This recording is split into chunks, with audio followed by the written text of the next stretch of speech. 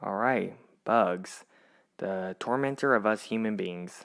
Alright, everybody, before we begin though, we don't want anyone to think we're trying to say bugs are a bad thing. They serve a big part in God's creation, and if they didn't serve a big part, He wouldn't have made them. So respect your bugs. Anyway, to the video. Hey, Ninja here, and today we'll be talking about bomb beetles. 90% of the time, they'll come inside of our house in Brazil, and they will just fall on their back and buzz like.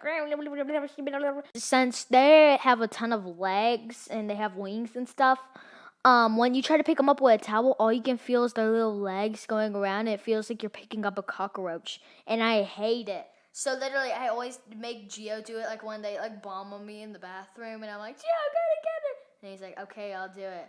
Also, just on the topic of bugs that are way too big to use paper towels to pick up, I had something like this happen at my grandparents' house. So, at my grandparents' house, we'll go there every weekend. And one weekend, whenever I was much younger, I almost want to say 7 or 5, I remember I was laying on the floor for some reason because that's what 5-year-olds or 7-year-olds do at their grandparents' house.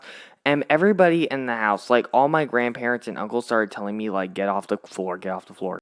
Okay, so I'm off the floor, right? And I just look over to where my dad's pointing me to look, and this tarantula, the size of the palm of somebody's hand, is seen by this little oven scratcher cleaner thingy. If you want to know what's even crazier, my grandpa, who was standing next to the oven, saw this huge tarantula. He's the one that pointed it out, and he just pulled this object out from under its feet, and the tarantula fell on the floor. Of course, the tarantula left after a few seconds because I didn't think it wanted to be around all the people.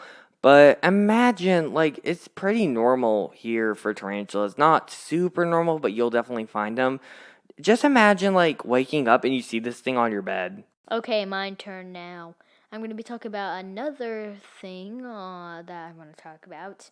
And this one's going to be about spiders.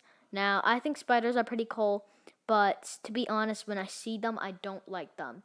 So I saw a spider by a trash can, and I wanted to go get a flip-flop so I could squash it. And so whenever I come back with the flip-flop, I don't see it. And I'm wondering where this thing is. So I look under a ton of stuff, or go in the pantry, and I still can't find it. And so I get over there and everything, and I'm still wondering.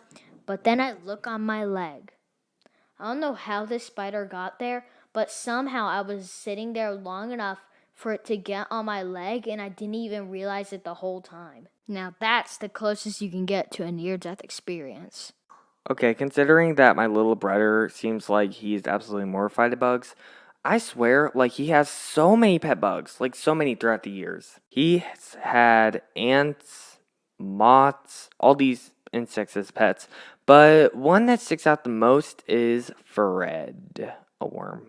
One day in Tallahassee, Florida, during our mom's travel assignment there, he went outdoors, Ninja, and he found this bug, and he just took it in, and he immediately named it, and it was just the new pet now. And guess what? What's crazy is that he actually kept this worm until it became a butterfly, and then he let it out into the wild 3 days before we left.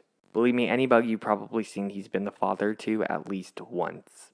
Anyways, time to chill back in the art studio. Bye. Bye.